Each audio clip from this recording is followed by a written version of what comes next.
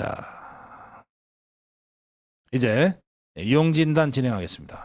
이종근 실장 모시겠습니다. 어서 오십시오. 네, 안녕하십니까, 이종근입니다. 예. 걱정이 앞서네요. 아, 예. 왜요? 일사일원으로 바꾸면 네. 그 죽을 사자로 또 AI가 착각하는 거 아니에요? 응? 아라비아 사자로 쓸게요. 아, 예. 아니 그래서 제가 차라리 그러면 촌철 살인 말고 예. 촌철 활인. 네. 아, 한마디 말로 사람을 살린다. 네. 이렇게 바꾸시면 어떨까 하는 생각도 잠깐 했습니다. 네. 그 저희도 그런 생각 했어요. 했는데 차제에 바꿀 때 확 바꾸자 그래서 네. 일단 일사일원으로 한번 가보겠습니다.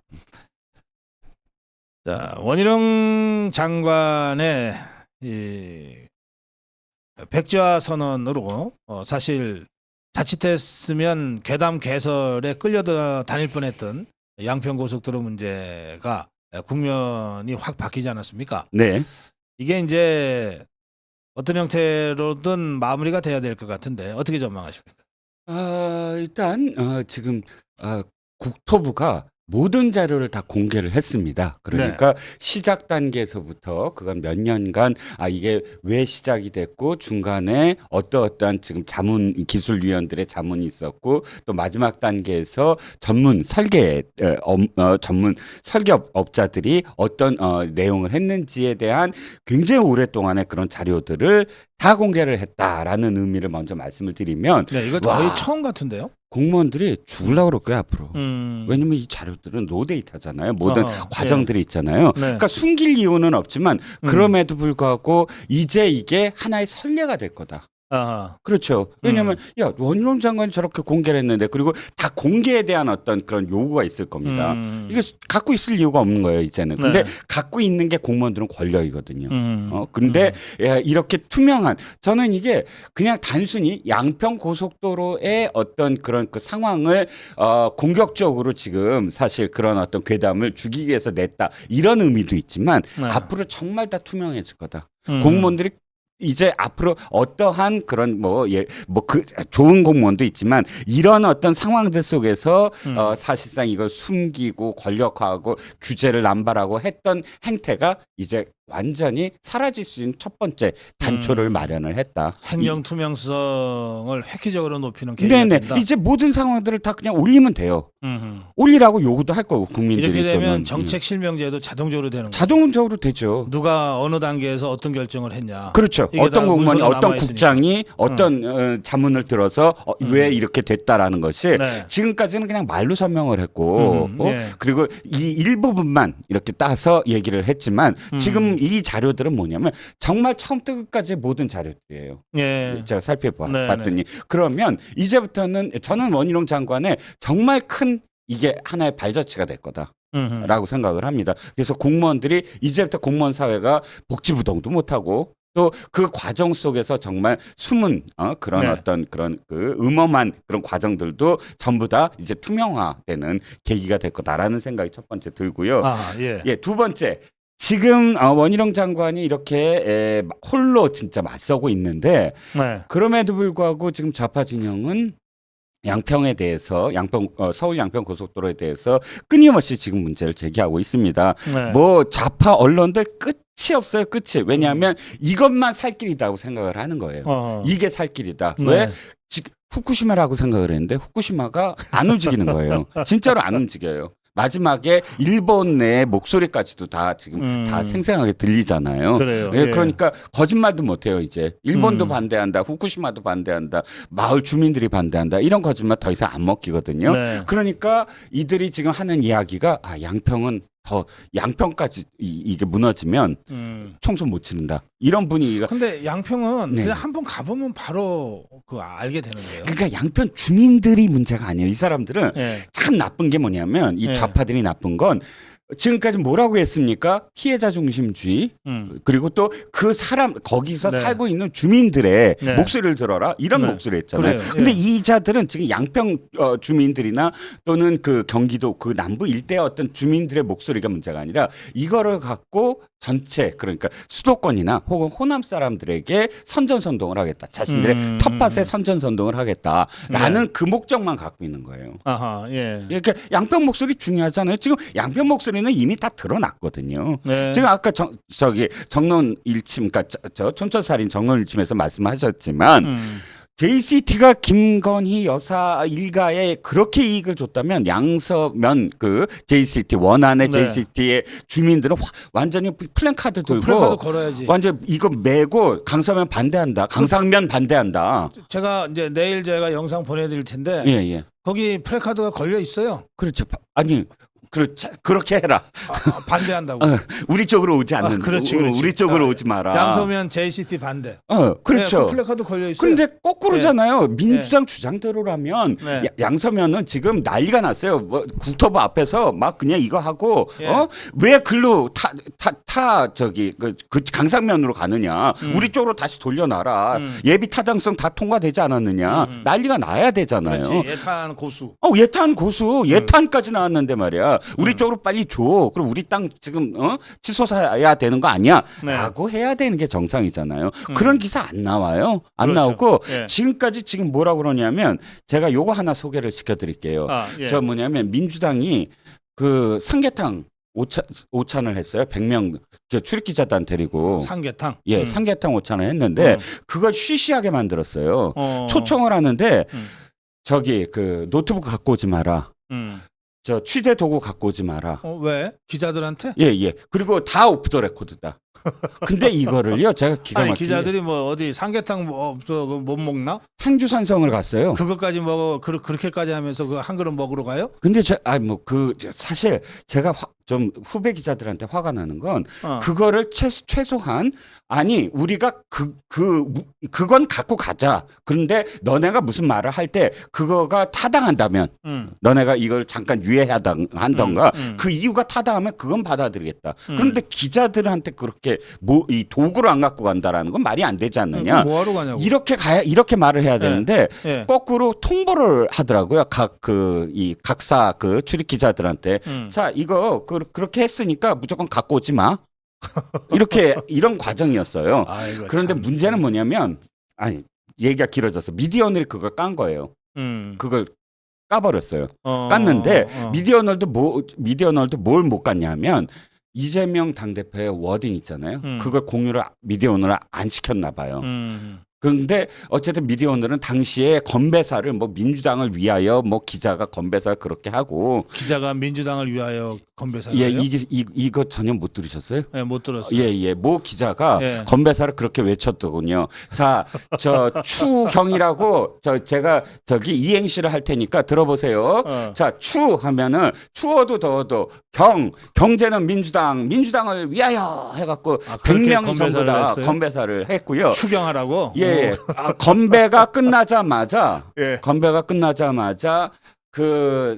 맨날 문제 정철승 맞나요? 그러니까 대변인이 아이고 우리 지금 기자들은 당원이나 마찬가지입니다라고 얘기를 했고 더군다나 조정식 사무총장은 당원이 뭡니까? 중앙위원으로 추대해야 됩니다. 다 중앙위원입니다. 라고 이렇게 덕담을 서로 참 아름답게. 이것도 진짜 놀고 자빠졌네. 예. 아름답게. 잠깐만. 예. 아니 대한민국 기자들이 그 정도입니까? 아니 그 더불어민주당 그러는 거야 그냥 뭐 새로울 것도 없지만 어떻게 기자들이 그러죠? 그러게요. 내가 기자들에 대해서 너무 좀 다른 그 인상을 갖고 있었나? 아니요, 저도 지금 사실 분노를 해서 예. 칼럼을 하나 어느 매체에 오늘 그 내용으로 썼습니다. 네.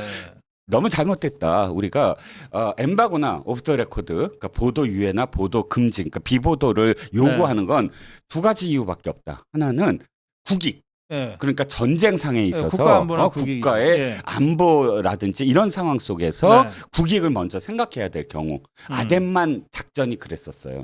아덴만 작전, 1차 작전, 2차 작전이 있는데 그때 국방부 기자들이 다 공유를 했지만 안 냈어요. 왜? 작전이 성공해야 되니까. 알았는데도 불구하고 이런 게 보도 유예입니다. 그리고 비보도는 뭐냐면 이거예요. 그러니까 예를 들자면 이런 거죠. 그 인질 사건. 유괴 사건. 네네. 이거 알아요. 경찰 기자들이 압니다. 하지만 이거 보도하지 말자. 수사기관이 일단 저기 생명, 예, 인질의 그렇죠. 생명을 지금 담보로 한다. 네. 그럼 그렇게 해야 돼요. 또 하나의 예는 뭐냐면 예산안 같은 경우 이게 굉장히 복잡해요. 그러다 보면 예산안을 딱 이제 이 기재부가 냈을 때 야 이거 조금 더 공부하고 내자. 같이 설익은 걸로 그냥 내서 하기보다는 우리가 며칠같이 다 이게 물어볼 거 다 물어보고 나서 이 보도에 어떤 저기를 기하자, 정확성을 기하자라는 의미로 서로 약속을 해서 조금 연기할 수는 있어요. 뭐 민주당을 위하여 뭐 어쩌고 뭐 예. 중앙위원급이죠. 추대. 뭐 하여튼 이런 자리에 참석한 기자가 몇 명이라고요? 100여 명입니다. 그 사람들의 이름도 비보도인가요? 기자들의 이름. 그 자리에 참석한 기자들의 이름을 누군가 취재를 한다면 뭐 비보도라고 할 수가 없겠죠. 예. 보도 비보도는 출입처 기자들과 출입처 간의 약속이니까요. 그 기자들 이름을 알고 싶습니다. 네, 다 댓글이 그렇게 다 달리더군요. 그 말씀 왜 드리냐면 지금 그 스케치는 미디어오늘이 용기 있게 냈습니다. 기사를. 그런데 실제로 이재명 당대표가 기자들한테 이야기한 내용과 관련해서는 100여 명이 있으니까 사실 그 헤드 테이블이라고 보통 얘기하죠. 그러니까 이재명 앞에는 다 선정된 기자들이 앉아 있었어요. 거기다 한 건 풀로 아마 공유를 한 것 같습니다. 저는 그 내용을 받지 않고 현장에 있었던 복수 관계자의 취재를 통해서 몇 가지 이제 제가 귀로 전원 들은 게 있는데 양평과 관련한 내용만 소개하려고 제가 이렇게 길었습니다. 양평에 대해서 괜찮아요. 이 자체도 매우 심각한 사안이니까 설명 잘 들었고요. 자 이제 양평 얘기로 갑시다. 이재명이 여러 가지 얘기를 했어요. 참 뭐 기가 막힌 얘기 하나만 다른 거 먼저 하나 소개하면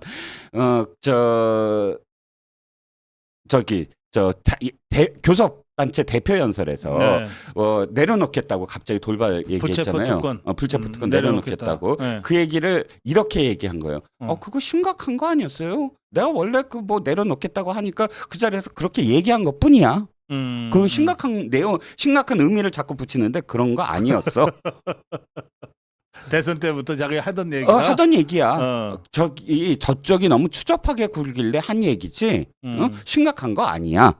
라고 얘기를 했다고 합니다. 체포동의안 오면은 부결시키겠다 이 말이구만. 뭐 별 의미가 없었다. 근데 왜 이렇게 의미를 부여하는지 모르겠다. 내가 포기한다고 해서 진짜 포기한 줄 알았나 봐. 그런 뉘앙스였다고 저는 받아들여요. 제가 전에 들은 이야기는 양평은 이렇게 얘기하더군요. 제가 전에서 들은 얘기입니다. 양평은 이렇게 얘기를 해요. 지금 양평을 그러니까 계속 갖고 가야 된다. 기자가 이렇게 질문했던 것 같아요. 그 기자가 후쿠시마가 계속 열의가 없어요. 다 안 모이시잖아요. 지금 저기도. 근데 뭐 어떻게 하실 거예요? 그랬더니 아니 양평은 끝까지 우리가 갈 거다. 그러면서 양평은 지금 원희룡 장관이 예탄을 포기를 하고 지금 대안을 내므로써 지금 다 배임죄다. 이게 배임죄다. 하면서 국장들이나 공무원들도 줄줄이 걸려 들어갈 거다. 하면서 우리는 끝까지 양평을 붙잡고 있겠다. 투쟁을 하겠다라는 뉘앙스로 얘기를 했다고 합니다. 기자들한테 얘기한 걸 보면 이거밖에 없다 우리는. 이거 갖고 울고 먹을 거다라는. 후쿠시마는 안 되는 것 같으니 이제 양평이라도 붙잡고 늘어지겠다. 그래서 제가 아까 그 발언을 토대로 해서 그런 말씀을 드린 겁니다. 26일 내일 모레 국회 국토교통위 상임위가 있잖아요. 거기가 이제 원희룡 장관과 종북주사파 국회의원들 간에 첫 번째 전면전이 벌어지는 날일 것 같으네요. 그렇죠. 네네. 오늘까지도 어쨌든 뭐 좌파 매체들은 온갖 자기네들이 세우는 전문가들의 이야기들과 그 다음에 뭐 그 공무원들의 전직 공무원들의 판단 이런 걸 중심으로 해서 원희룡의 몇 가지 거짓말 이런 식으로 지금 계속 몰아가고 있거든요. 현장에 가보면은 금방 다 확인이 되는 건데. 아니 그렇죠. 뭐 지금 말씀하셨듯이 예. 그 마을이 쪼개지잖아요. 그리고 네. 막 뭐 어마어마한 높이의 교각이 세워져야 되잖아요. 그렇죠. 그걸 받아들일 주민이 누가 있겠습니까? 당연히 그 당장 JCT의 마을이 반대를 할 네. 거고요. 또 지금 내용을 보면 이미 그 금가옥조처럼 얘기하는 두물머리 쪽으로 가는 교통량 네. 그거를 해야 되는 거 아니냐 그러는데 양평 주민들이 첫 번째 양평 주민들이 그걸 이용하지 못한다. 실제로 지금 그때도 말씀을 드렸지만 이쪽 남쪽 강상면 강하면을 중심으로 한 이쪽이 주로 많은 사람들이 살고 거기가 있고 많이 살아요. 예, 네, 양평읍도 그쪽에 있어요. 예, 양평 군청인가요? 네, 군청하고 군청도 양평읍 내가 거기예요. 거기죠. 네. 그러니까 사실 자신들이 이용해야 되는데 이용하지도 못하는 그런 고속도로를 우리가 왜 내줘야 되느냐라는 것이고 뭐 지금 뭐 내용을 보면 전문 설계업체가 이미 현지 방문을 통해서 다 이야기한 부분들이고 그렇죠. 그러니까 결론적으로 말씀드리면 26일 날 사실상 기다렸던 거예요. 그래서 예. 초기에는 아무리 그래도 수년간 추진해왔던 고속도로 백지화는 좀 너무 심한 거 아니야? 원희룡이 좀 오버한 거 아니야? 라고 하는 얘기들을 일부 했어요. 네. 근데 시간이 가면서 야 저거 백지화 안 했으면 큰일 날 뻔했다. 그래도 원희룡 장관이 제때에 제동을 제대로 걸었다. 이렇게 여론이 바뀐 것 같아요. 아 그렇습니다. 예. 지금 뭐 원희룡 장관이 아주 그 백지화하지 않고 다 불러서 아주 친절하게 설명을 하면 아 네 그렇군요 하고 고개를 끄덕일 사람들이 아니잖아요. 그럼요. 지금 예 하나만 더 들어드릴게요. 네. 지금 천공이라는 자가 아니라 백모모라는 그 교수가 갔다라는 식으로 지금 얘기가 되고 있는데 네. 그거를 천공이 같다라고 자기 책까지 책 제목에 천공이라고 이름을 붙인 부승찬이가 뭐라 그러는지 아세요? 네. 아니 저기 저 천공이 갔을 수도 있어. 왜 천공이 안 갔다고 생각을 하지? 그러면서 그거를 또 그럼 백모 교수는 그 역술인 아니야? 이런 식으로 또 다시 이야기를 전이시키거든요. 네. 그런데 12월 달 보세요. 천공이 갔다라고 자기가 마치 본 것처럼 다 얘기를 했어요. 그리고 그 백 교수는 역술인 아니에요.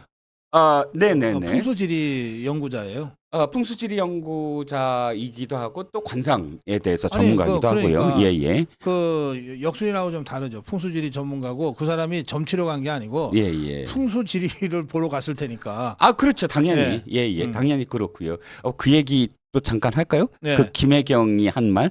김혜경이 그 이재명의 아내? 예. 이재명 부부가 그 2017년도에 경서연을 하잖아요. 그때 그 역술인이 백재권 교수죠. 백 교수를 찾아갑니다. 찾아가고 우리 저 좀 봐주세요 했는데 관상도 봐달라고 하고 풍수지리도 봐달라고 하고 조상묘 그때 이야기를 쭉 해줬더니 원래 30분 약속이 돼 있는데 4시간을 붙들고 안 놔주더래요. 그러면서 김혜경이 이렇게 물어봤답니다. 내가 영부인대의 상입니까?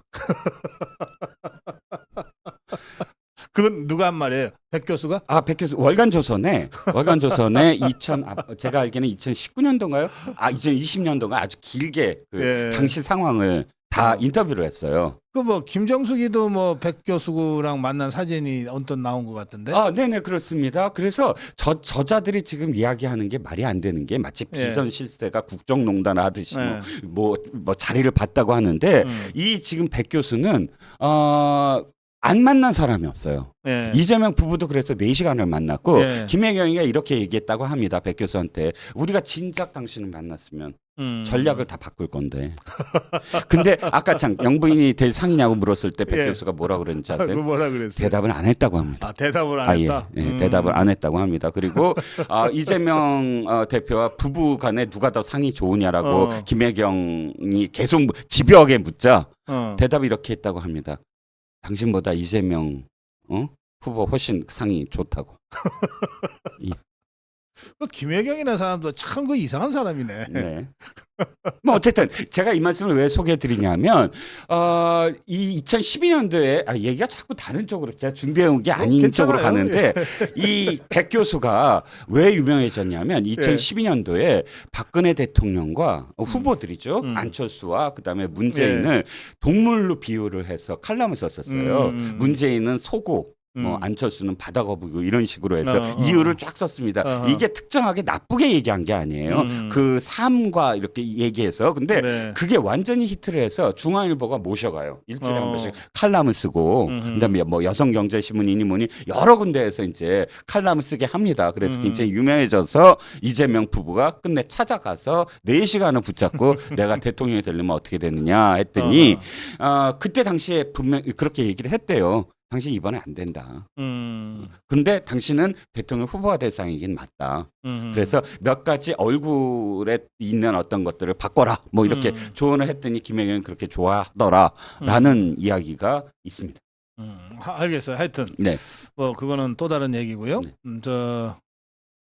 우리 양평 얘기하다가 글로 가는 것 예. 같은데요. 자꾸 지금 멀리 갑니다. 그래서 어쨌든 제 결론은 이겁니다. 원희룡 장관의 이번에 그 승부수는 정말 자신의 어떤 뭐 정치적인 뭐 이 대차대조표를 자꾸 언론에서 이야기하는데 네. 그게 아니다. 그야말로 지금까지의 좌파들의 그런 그 네거티브 공세를 자신이 정말 이 한 수로 끊어보겠다. 네. 더 이상 이 좌파들이 이런 식의 어떤 그 선전선동으로 계속 이 정부의 발목을 잡는 일은 네. 자기가 이렇게 나서서 함으로써 한번 전면수습을 해보겠다라는 의미가 될 것이고 예. 두 번째는 이번 모든 자료 공개는 정말 획기적으로 이 그래요. 공문서를 예. 바꿀 것이다라는 그래서 생각이 저는 양평 군민들이 어떻게 입장을 취하는가가 이 괴담과의 전쟁에서 굉장히 중요했다고 네. 생각하는데 사실은 백지화선언 이틀 후인가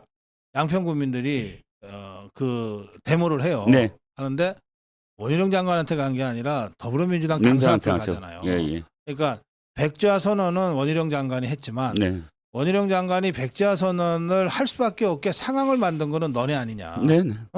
그러니 너네가 책임져야 돼. 네. 이렇게 된 거거든요. 네.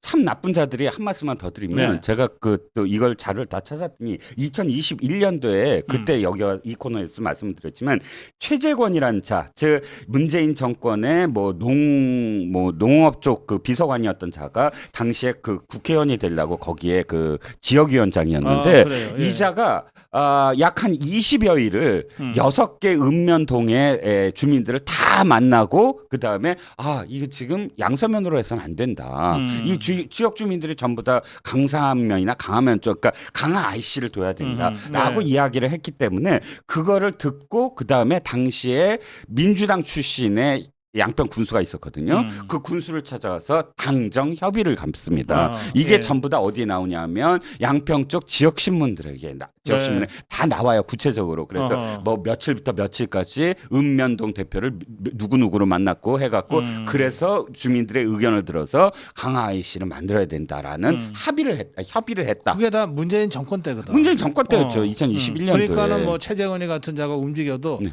지역에서 이게 문재인이 똘마니가 내려와서 뭐 지역 위원장 하고 있으니까 막 보도도 하고 했을 거예요. 예. 그렇죠. 그러니까 그 지역 신문들을 보면은 무슨 어떤 국민의힘 이야기 하나도 안 나와요. 네. 하나도 안 나와요. 당시에 그러니까 그런 자들이 지금 그게 드러나자 그때 협의를 한 것도 아니고 약속을 한 것도 아니고 온갖 변명을 다 드러놓습니다. 그래요. 알겠어요. 자, 이거 내일 모레 원희룡 장관과 정복 주사파들이 국회 상임위에서 어떻게 격돌할지 좀 지켜봐야 되겠습니다. 자, 그건 그렇고 원희룡 장관이 무슨 억하심정이 있어서 고속도로를 회방 놓겠어요. 네. 결국 괴담과의 전쟁을 지금까지 해왔던 방법으로는 안 된다.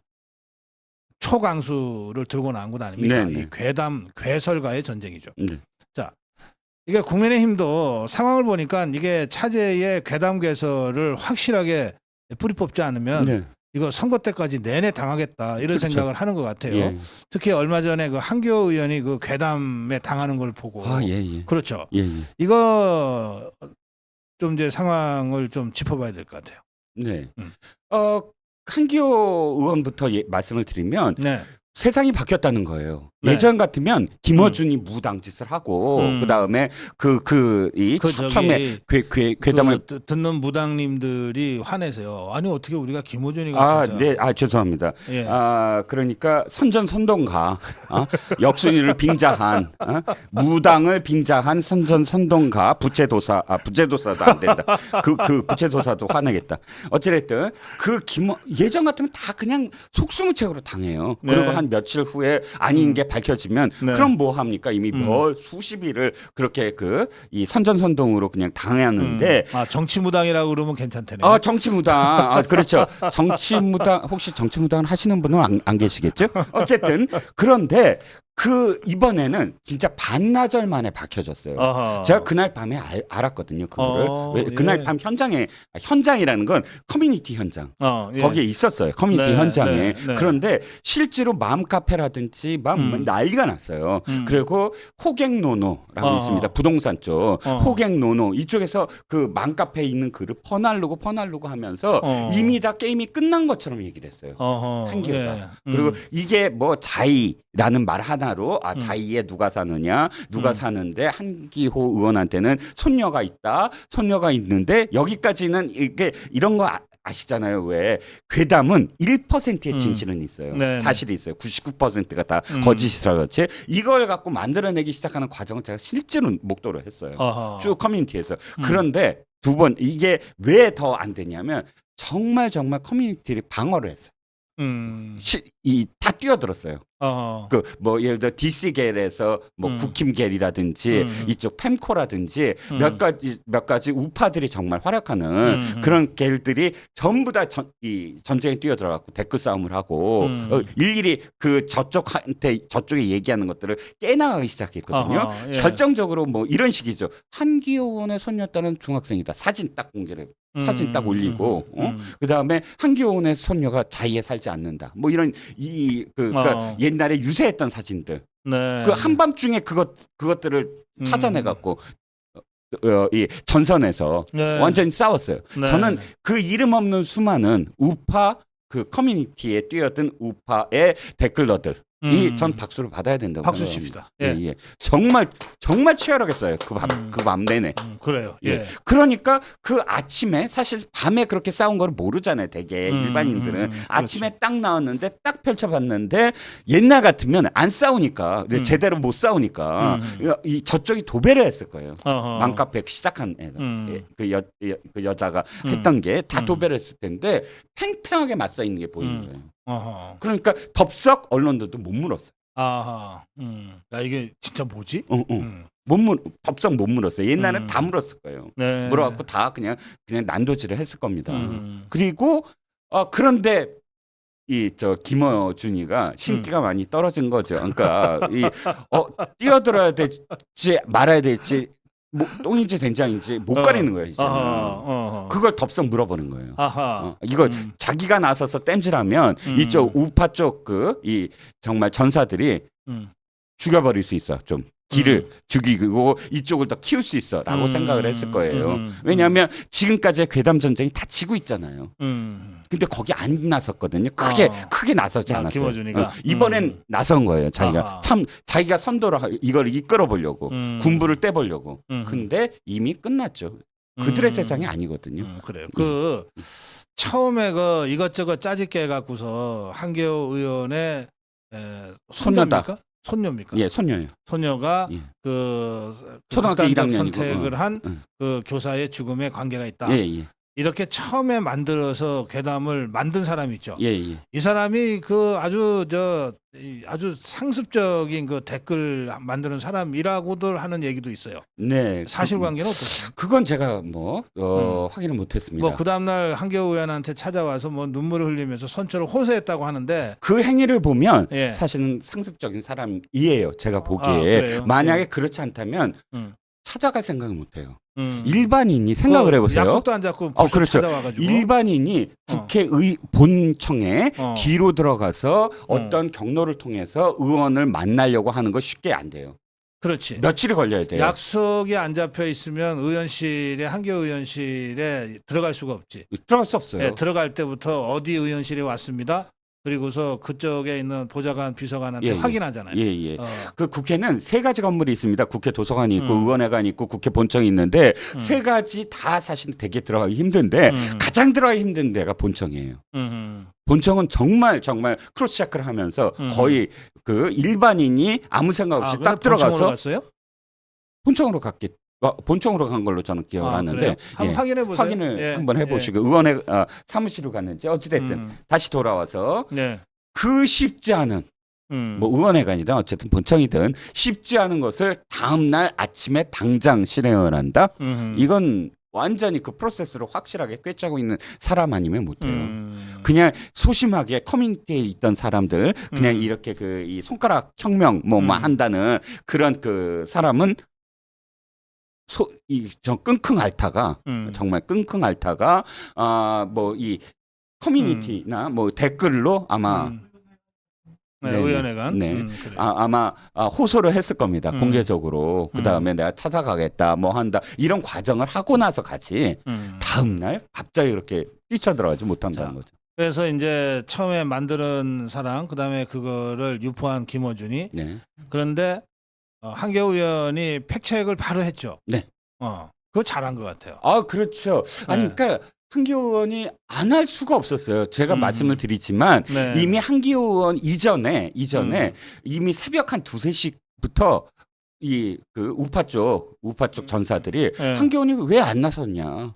빨리 나서라. 그리고 한기호 의원이 나서야 이게 이제 저기가 된다. 우리 쪽에서도 완벽하게 도전할 수 있다. 이미 그 분위기가 그렇게 형성이 돼 있는데 한기호 의원이 거기서 더 뭐 지켜본다? 그래요. 이럴 수가 없는 상황이었어요. 그래서 이번에 그거는 이제 괴담으로 밝혀졌고 바로. 거의 뭐 하루 만에 괴담으로 밝혀진 거죠. 그렇죠. 그런 예가 없었어요. 한겨우 의원이 직접 이제 명예훼손을 당한 당사자니까 직접 그 처음에 괴담을 만든 사람하고 그다음에 이걸 처음으로 유포한 이 김어준 등을 이제 고소한 상태입니다. 그래요. 그런데 그 북한의 김영철이 있잖아요. 이자 그 천안함 폭침을 지휘했던 자. 이 자가 그 통전부의 고문으로 재규용됐다는 거예요. 그렇습니다. 그런데 이 김영철 이자가 북한의 선전선동, 특히 괴담 유포를 그 뒤에서 배후 조정하는 그런 자로 알려져 있잖아요. 그렇죠. 그러니까 이 지금 기사가 났는데 이 기사가 핵심이 뭐냐면 이겁니다. 지금 북한이 뉴미디어 팀을 만들었다. 새로 만들었대요 조직을. 그리고 김영철이 사실 계속 그 사이드나 혹은 없어졌었거든요. 다시 고문으로 원래 통일전선 부장이었잖아요. 한참 잘 나갈 때. 근데 다시 고문으로 영입을 해서 이 뉴미디어 즉 인터넷만이 아니라 뭐 유튜브를 포함을 해서 완전히 선전선동을 강화하겠다. 그런데 예전 같으면 북한 뭐 김정은을 찬양하고 이런 게 아니다는 거예요. 지금의 이들의 그 이 선전선동 의 내용은 너무 구체적이에요. 이를테면 지금까지 했던 거로 보면 지난 선거 이후에 비윤계를 포섭을 해라. 비윤계한테 지금 윤석열이 공천에서 너희들을 다 자를 거다. 라는 식의 어떤 내용들을 계속 올려라. 그래갖고 보수당 그러니까 지금 국민의힘에 분열을 조장을 해라. 이런 식이에요. 그러니까 예전에는 뭐 그러니까 국내 정치와 역학관계를 비교적 잘 알고 비교적 정도가 아니라 아주 구체적으로. 그리고 그거를 저 차도살인하듯이 활용하는 그런 수준의 고난도 이 정치 공작을 지금 하고 있는 거예요. 네, 어디서 하느냐면 이제는 유튜브 댓글이래요. 유튜브가 댓글. 완전히 활화산인 걸 알거든요. 기다려보세요. 여기 지금 그 간첩들이 들어와 있나 한번 봅시다. 아니 아까 우리 처음 보는 아이디도 좀 보이고. 아니 지난번에 자통 있지 않습니까? 자통 조직원들 붙잡아갖고 이 공소장이나 혹은 당시 중간 수사 단계에서 이런 얘기를 했어요. 드버크라고 하잖아요. 드버크 뭘 숨기고 뭐 무기 숨겨뒀는데 또는 지령을 서로 이제 교환을 하고 던지기를 하고 예전에는 실제로 오프라인에서 그랬는데 지금은 그럴 필요가 없다는 거예요. 자 예를 들자면 어느 날 아까 주로 보수 유튜브에 많이 들어온대요. 그래갖고 어느 날 예를 들어서 고성국 TV의 며칠자에 아니, 나는 보수 아니라서 괜찮아요. 아 그러시군요. 네. 우파시군요. 자꾸 극우라고 그러잖아. 예. 그래서 그 프로그램에 들어가서 예. 댓글을 다는데 갑자기 예를 들자면 수도산이라고 쳐라. 그래 뭐 아이디를 수도산으로 치든 뭐 해서 네. 수도산이다 그러면 거기에 지령이 있다. 뭐 이런 식으로 그 지령을 뭐 유튜브 댓글을 이용한다는 네. 기사가 나온 적이 있습니다. 그래 이게 제가 고성국의 공산당 선언 책을 쓰면서 느낀 거예요. 나는 문재인이 이재명이랑 싸운다고 생각했거든요. 네. 근데 우리가 이제 어쨌든 이겼잖아요. 네네. 이겨놓고 보니까 내가 싸운 상대가 문재인이 이재명이 아니었다. 저 김정은 저것들이었다. 그걸 뒤늦게 깨달았어요. 지금 보면 네. 이 종북 주사파들 더불어민주당이 움직이는 거의 모든 그 전략과 행보를 이 김정은이 밑에 있는 문화전략국이니 통전부니 네. 정찰총국이니 이런 데서 계속 지침을 주잖아요. 네, 그렇습니다. 네. 제가 놀랐던 게 아예 구호 시위대의 구호까지 전해주는데 네. 그걸 그대로 하더라고요. 네, 그러니까. 예. 예. 참. 근데 우리 댓글창 고성고 TV 댓글창에도 간첩들이 설칠 거라고 하는 이제 우리 그 말씀을 하니까 스패너님들 할 일이 더 많이 생겨서 힘드시겠네요. 이런 댓글들이 막 올라옵니다. 네. 자, 나찬웅님이 박사님 늘 건강하시고 좋은 논평 해주셔서 감사합니다. 이렇게 슈퍼챗 하셨습니다. 고맙습니다. 자, 이제 시간이 별로 없는데 짚어야 될 주제가 몇 개가 더 있어서 참. 이 와중에 베트남 순방관자들 중에 보니까 수재 대책을 국회에서 지휘해야 될 환노위원장이 있더라고요. 이 박정희라는 자가 굉장히 요즘 많이 등장을 합니다. 예. 뭐 박정화건의 그 박정 맞고요, 일타 예. 강사 맞고요. 예. 이 천안함과 관련된 추모하는 날 파주에 가서 인민군 추모제에서 그 추모사를 했던 적군묘지. 적군묘지 그 박정 맞습니다. 그 박정희 이번에 박병석 전 국회의장과 함께 세 명의 국회의원들과 함께 베트남과 라오스를 방문한다는 건데 갔어요. 예, 갔죠. 예, 너무 근데 갔는데 이게 국민일보가 단독으로 기사를 냈어요. 그러면서 간 후에 낸 게 아니에요. 가는 거를 보도를 하면서 너네 이런 상황에서 어떻게 갈 수가 있니 했더니 이거 오래전에 이미 다 계획된 거고 의원 외교다 하고 강행을 한 거예요. 이미 그러니까 간 다음에 단독을 한 게 아니고 그러니까 요걸 바가지로 먹으니까 뭐 급히 돌아온다. 박병석 의장만 전 의장만 박병석에는 이제 말년병장이라 겁내는 게 없어. 그럼요. 뭘 또 하겠습니까? 뭐 지역구를 하겠습니까? 그러니까 박병석은 그대로 남아 있는데 이게 딱 이거죠. 말한 대로 행동을 해라. 근데 말은 외교고 뭐고 지금 수해가 났는데 대통령이 돌아오질 않고 거기서 우크라이나 대통령을 만났냐라고 얘기를 했으면 자기네들은 사실 그 실행을 해야 되잖아요. 그러면 의원 외교라니까. 더불어민주당 안에서도 혀차는 사람들이 많더군요. 예. 이 얘기를 하려고 사실 굉장히 준비를 많이 했는데 이 얘기 이제 죽었어요. 강기정이한테. 강기정 강주시장 있잖아요. 예. 지금 유럽 갔어요. 어디 갔다고요? 유럽이요. 왜? 22일 날부터 유럽에서 만나야 될 사람들이 있다. 이것도 외교다. 해갖고 지금 그것 때문에 이 사람들 야단 맞는 게 완전히 또 갑자기 죽어들었어요. 22일 날부터 출발을 했다고 합니다. 강기정이가 더 크네. 8월 2일까지 간다고 합니다. 그런데요. 그 전날 이미 호우주의보가 강주에 났고 그다음에 실제로 공무원들이 이 예비 대책을 하려고 밤을 새우고 있었고 그런데도 뭐라고 얘기하냐면 오늘도 광주 쪽에는 비 왔다 그러던데. 그렇죠. 뭐라고 얘기하냐면 광주에 죽은 사람이 없다. 예. 그리고 대비 다 세웠다. 그 사람은 사람이 죽어야 뭐 뭐가 일이라고 인명 생각하는 피해가 모양이지? 없다. 뭐 이렇게 표현을 했군요. 네. 예, 뭐 그래서 부상을 당하거나 뭐 이렇게 표현을 했는데 제가 죽은 사람이 없다라는 건 조금 제가 좀 그 뭐 표현을 한 거고 인명 피해가 없다. 인명 피해가 있어야 뭐다 사고다. 뭐 그렇게 표현을 하면서 강행을 했다고 합니다.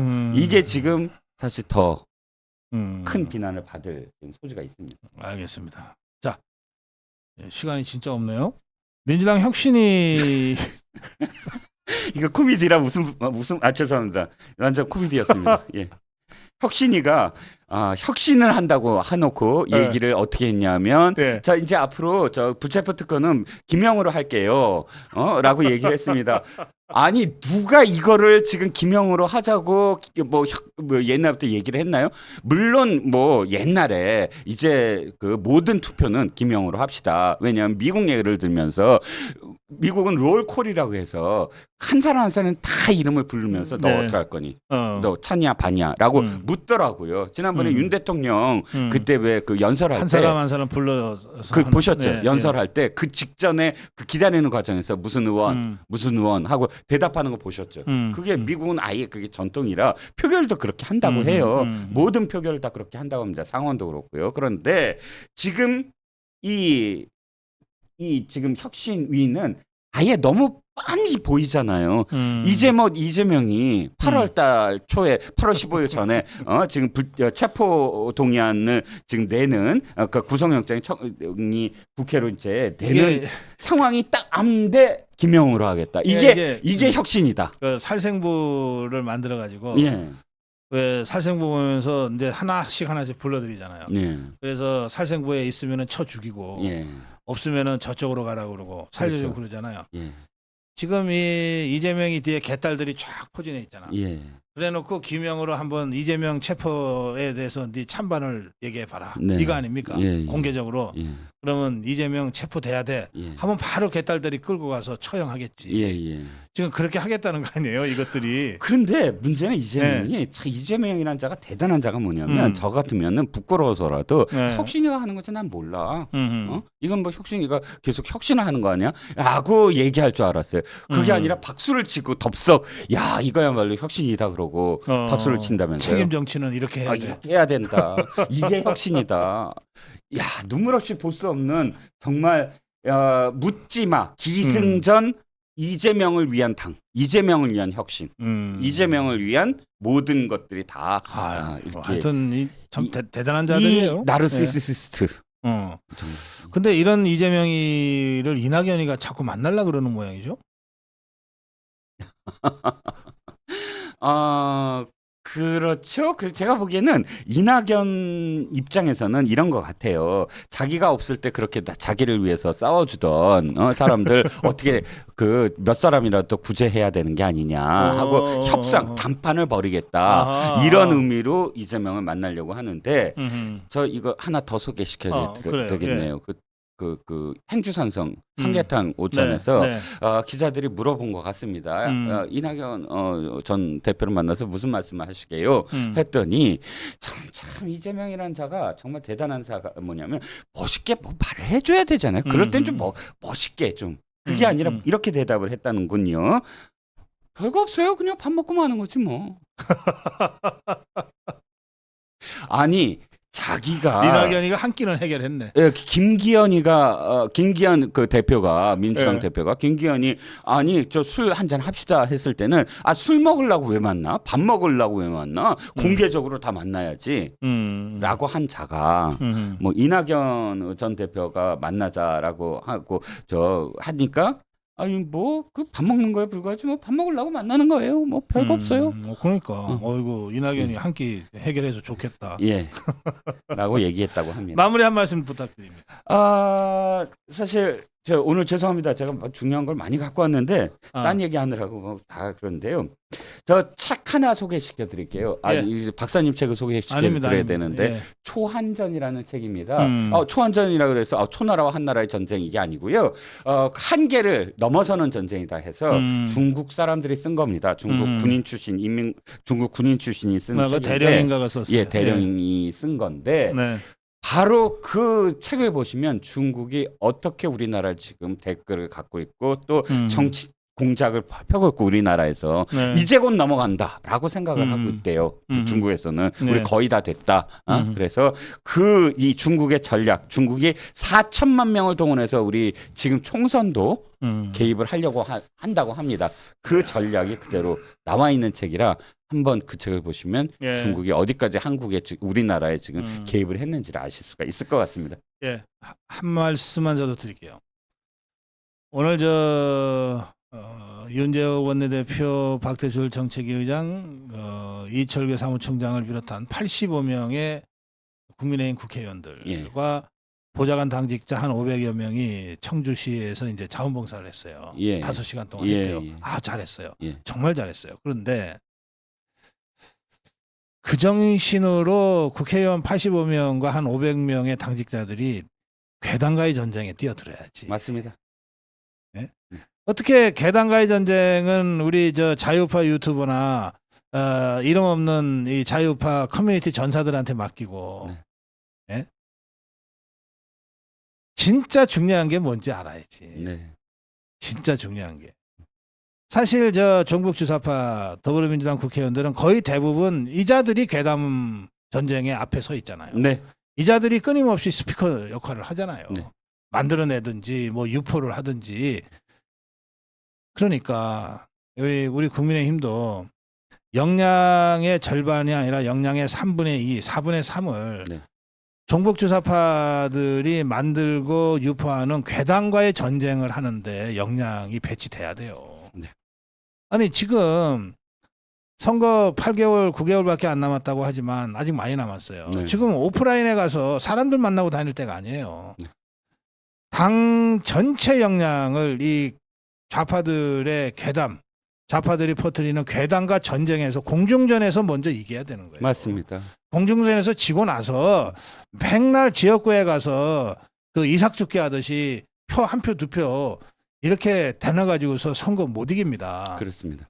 그러니까 지금 우리에게 굉장히 유리한 종북 주사파들의 그 괴담, 괴설과 전쟁함에 있어서 우리가 오랜만에 굉장히 유리한 지형이 조성됐거든요. 네. 우선 양평 괴담도 우리가 주도권을 잡았지, 후쿠시마 괴담도 우리가 주도권을 잡았지, 그다음에 서희 초등학교 그 교사 관련해서도 우리가 주도권을 확실하게 잡았잖아요. 이렇게 주도권을 확실하게 잡았을 때 좌파의 괴담 메커니즘을 완전히 박살내야 되거든. 네. 예? 완전히 해체시켜버려야 되거든. 더구나 지금 국회의원들, 더불어민주당 국회의원들도 여러 걸려 있고 저쪽에 그 정치 무당한다는 그 김호준이도 제대로 걸렸잖아요. 네. 이거 가지고서 쓸어버려야 된단 말이에요. 네. 그러니까 잘했어요. 그 자원봉사한 건 참 잘했는데, 그런데 진짜 중요한 전장인 괴담 괴설과의 전쟁을 놓아서는 안 된다. 네. 이 전선을 버리고 딴 데 가면 안 된다. 네.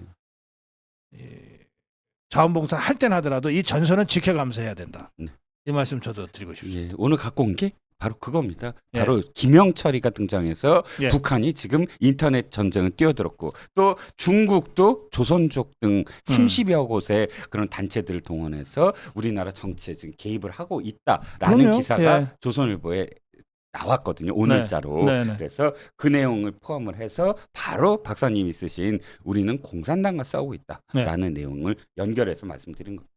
예, 여기까지 하겠습니다. 월요일 저녁에 보내드린 고성국 TV 용진당 이종구 실장과 함께 진행한 용진단 마무리하면서 인사드리겠습니다. 내일 아침 9시 생방송으로 여러분 다시 뵙겠습니다. 이종구 실장과 함께 인사드립니다. 고생했습니다. 감사합니다.